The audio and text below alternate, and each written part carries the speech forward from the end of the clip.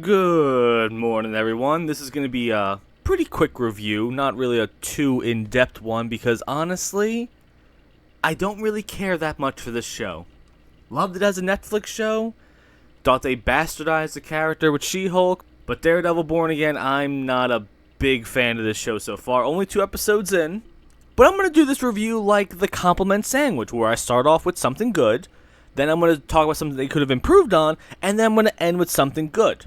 The first good thing they did, Foggy is dead. Yes, I do not care about Foggy. I do not care about Karen. I remember when this show was first greenlit, the actors that played Foggy and Karen were saying that they don't have contracts, that they might not be in the show. And the fans were in an uproar. You cannot possibly have the show without them. Apparently, I think one of the showrunners threatened to quit or something like that. Like, he really stood on principle saying, yes, we need to have these characters in here. No, you don't. No, you don't at all. The only character you need to make the Daredevil show a success is Daredevil. But I lied already because I feel like I'm just going to do a full review of this thing. But the episode starts off where the trio is out of the bar. They're, I guess, celebrating the retirement of someone. And then Foggy gets a phone call that Matt's listening to from inside the bar, and it sounds like there's a man in distress. Foggy tells him, like, oh, I stashed away this witness. He's at my apartment. But don't worry, it's safe. The guy must be high. He's saying someone's breaking in, that there's someone coming to get him. But there is someone to get him, Foggy. Someone is coming to get him. And that man's name is Bullseye. Yes, Bullseye is back. And as soon as I saw that it was going to be Bullseye, I thought to myself, yep, they're going to kill this dude off right in the beginning, aren't they? That's their plan, just ruin this show off the back. So Foggy doesn't take this seriously whatsoever. He keeps trying to play it off like, the guy doesn't know what he's talking about. My apartment, it's a safe and secure place. It's 100% effective. And Matt's thinking, maybe I should go suit up and see what's going on there. So he runs off in the distance, ends up in Daredevil outfit, and then starts Spider-Man in the New York City skyline. He hears on the phone call that, oh no, the man that's being attacked by Bullseye needed to know Foggy's location. So Daredevil's like, oh my god, I have to run back to Foggy. But as he's doing that, Bullseye lines up his shot and shoots Foggy in the chest. Why? When I first saw that, because, of course, after, a man has been shot in the streets, people start coming out of the bar, police officers, and they instantly get headshotted. So I'm thinking, did Bullseye shoot him in the chest to send a message?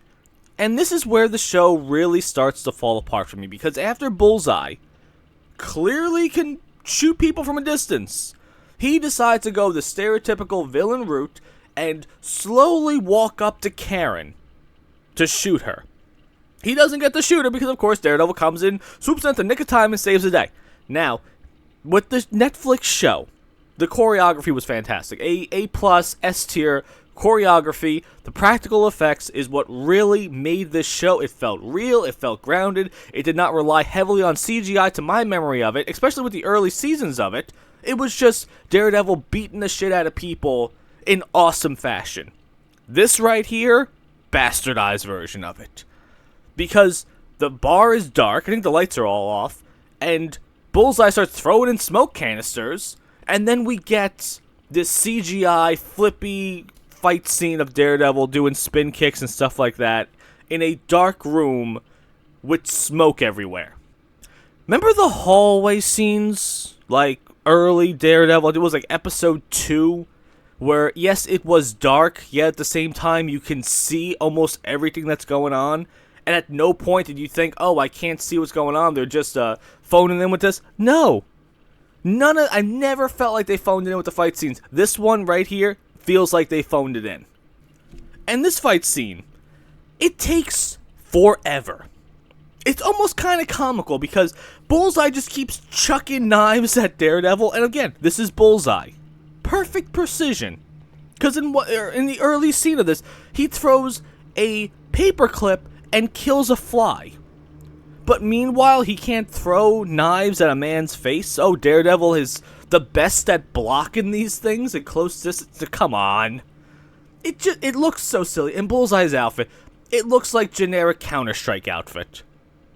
So they start fighting in the hallways, in the staircases, and on top of the roof. And here's where they did a good job at something.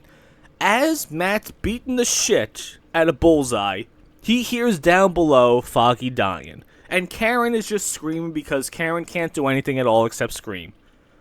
And I thought that was a really cool thing, that he's listening to his best friend dying as he's doing this fight scene. And as he finally hears Foggy breathe his last breath, he decides to do the Punisher route and throw Bullseye off the building. I thought Bullseye died. I thought this was going to be a fantastic moment. I like the idea that it just took Matt one bad day to turn into the Punisher. But it doesn't last long at all, because he feels bad for it. But before that, we deal with one of the worst things any writer in Hollywood could possibly do. One of the worst things, one of the 3 worst words in the history of cinema or books for me. 1 year later, we do a time jump. I hate time jumps. I hate them. They're lazy. They make no sense. And we could have just gotten a full year of this stuff, though. But we needed this time jump because Bullseye is on trial for murder. Apparently he killed 11 people that night. Also, why did Bullseye need to interrogate Foggy's friend, we'll go with? Why did he need to? He couldn't just go to the lawyer cop bar, the only one that's down the block? Like, you couldn't follow this guy? You know where they work. You know where they work. Why can't you just follow them? What was the point of any of this? See, little questions like that kind of just destroy this entire show. I hate that so much because, yeah, he could have just shot him from a distance. But no. He had to do the theatrics of capturing the guy, interrogating him, then shooting Foggy, then walking up in slow motion fashion to shoot Karen, then gas grenades. Too much pomp and circumstance for my taste. But Matt Murdock is not on trial. He's not testifying, because that wouldn't make any sense at all. But he's there helping with the closing arguments, it feels like. Talking about how justice needs to be served today, but it will never bring back Foggy, but we still need justice. Like, bro, he killed 11 people. I don't really know what this trial is. I don't even think it would have taken a year. Can you imagine what that trial would have been? Like, oh, Mr. Poindexter, did you kill 11 people that night? Yes, I did. Okay. Like, you have all these eyewitnesses. You have this man dead to rights. Why do you need the testimony of Matt Murdock giving a speech about justice and the trials and crap like that to put this man away forever? But we need this trial scene to happen because afterwards, we get Matt and Karen talking about their relationship. Apparently they broke up because Matt, after losing his best friend, was a little bit distant for a few weeks, and Karen couldn't take that.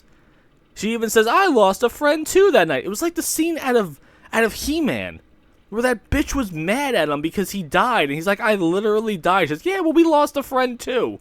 I don't care about the relationship between Matt and Karen. It never held any weight to me. I thought he could have always done better. I liked him with Elektra. That seemed more real to me in the show. But no. They broke up because Foggy died. He was the glue holding this team together. Who would have ever guessed it? Meanwhile, speaking of relationship, Wilson Fisk has decided to run for mayor, and he has to go talk to Vanessa about how I can save this city, Vanessa. We could do this together. We could help the city. I don't know. I'm doing like a somewhat Batman impression. I apologize. I can't do a Wilson Fisk impression, but he looks skinny. I don't like skinny Wilson Fisk at all. Give me Wilson Fisk from Into the Spider-Verse or something, or Michael Clark Duncan. Don't give me this watered down HIV looking version of him. Get out of here. Make him Hulkin. And then we get a bunch of scenes of Fisk talking to his political team about strategies, and we get this weird, cringy, pudgy Gen Zer that just talks in slang and stuff like that. And then we get Matt on a blind date, no pun intended, with some author woman, and remember when he was like Daredevil and doing Daredevil things? He was only Daredevil for the first few minutes of this. And then I don't think he puts on the suit for the rest of the episode. But then we get a kind of a cool little scene. It's Matt sitting down with Wilson, and they're just kind of talking about life and wondering if someone can change. Of course, Matt's not entirely convinced, and Fisk is talking about Matt's darker past, and sometimes, it only takes one tragedy to transform a man. So I do like that, but everything else we can just go away with. He mentions Echo. Well, he's not exactly Echo. They talk about, do you have kids? He said, oh, well, I had a mentor. I was a mentor to someone once. Which makes me wonder, so Echo is not decanonized. So at the end of the show, where she took away his pain and everything like that, and made him into a good person, is that gonna... I don't think that's gonna translate over, because in a few episodes, Wilson's gonna be crushing people's heads in again, obviously, and he's gonna be fighting Daredevil in the end, probably Bullseye too. So we didn't get a fully healed, reformed by Christ Wilson Fisk, I'm guessing. But then it cuts to Matt and girl on a blind date. I don't even care what her name is.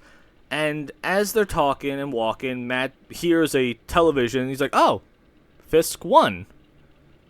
And that's kind of the episode.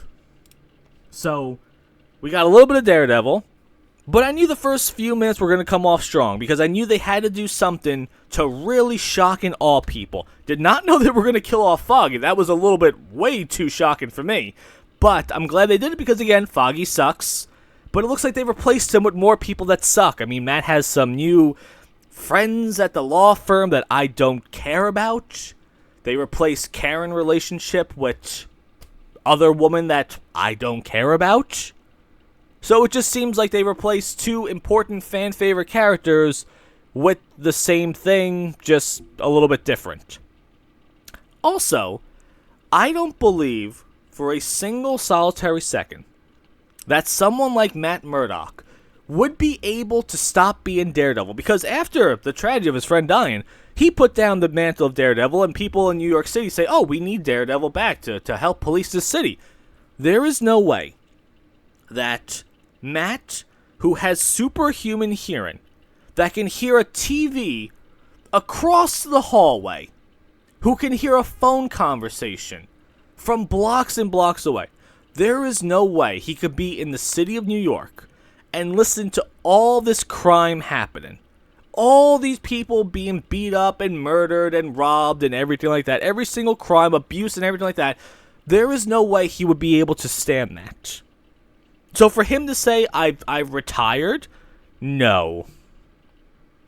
Not for a single solitary second. I don't think heroes, especially in the MCU, have the luxury of retiring. Because there will always be crimes out there. There will always be problems and things that need to be solved.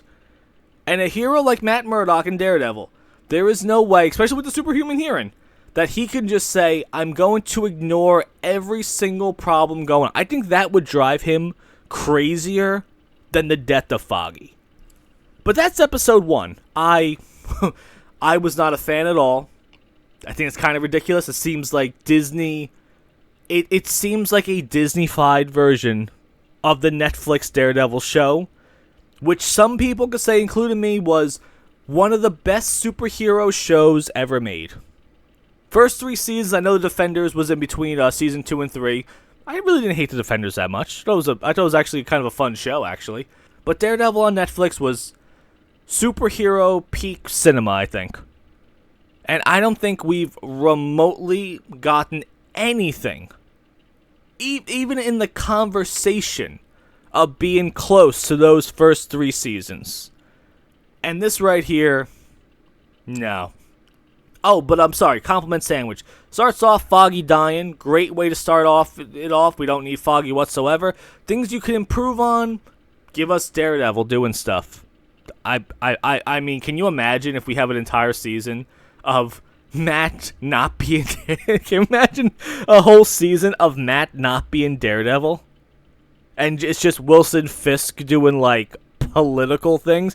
It's one of the parts in episode 2, he's in a car with his, like, lawyers and people like that, the people at his political cabinet, and they're in traffic, and he gets out of the car and orders the foreman of the construction company to fill in this hole, and he's like, "Yo, Mr. Fisk, we got red tape." He's like, "I don't care. It's all your stuff is cleared. Start filling this hole, citizen." And then he starts filling in the hole. It's like, okay, so this is what we're going to get out of a full season of this stuff? I don't know.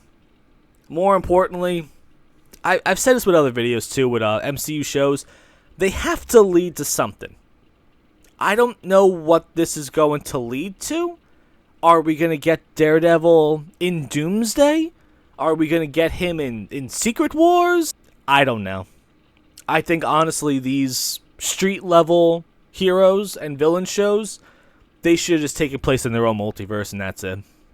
But that is my quick review, not really that quick, but still quick review of Daredevil, Born Again, Episode 1. Let me know what you guys think about that. I am the way, the light, the sun. I am the Father, we are one. No fear, no lies can shake my stand. The truth of heaven is in my head.